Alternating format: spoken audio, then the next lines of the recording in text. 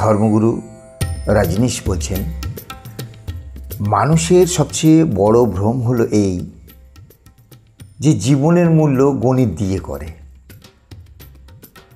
যেমন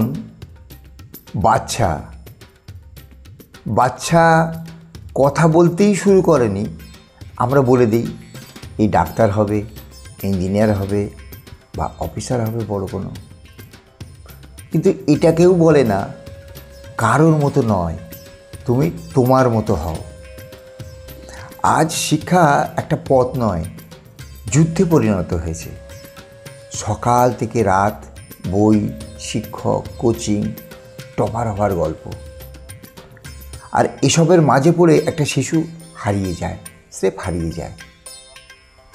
যে কিনা কখনো হয়তো হাসতে জানতো, যে 99 আনে সেও ভীত, কারণ তার ভয় অন্য কেউ যেন 100 না এনে ফেলে। এই ভয়, এই তুলনা, এই অহরহ দৌড়ানো ধীরে ধীরে তার শিশু আত্মাকে ক্লান্ত করে দেয়। প্রতি বছর হাজার হাজার শিশু এই দৌড়াতে থেমে যাচ্ছে বরাবরের জন্যে, কারণ তাদের মনে হতে থাকে এই স্কুলের পরীক্ষাগুলোই তাদের অস্তিত্ব বজায় রাখবে, তার ভালো মন্দের ফয়সালা করে দেবে। কিন্তু কোনো পরীক্ষাই শিশুটির আত্মার খোঁজ নেয় না। সে খোঁজ রাখে তুমি কতটা মনে রেখেছ, এটা নয় যে তুমি কতটা বুঝেছ।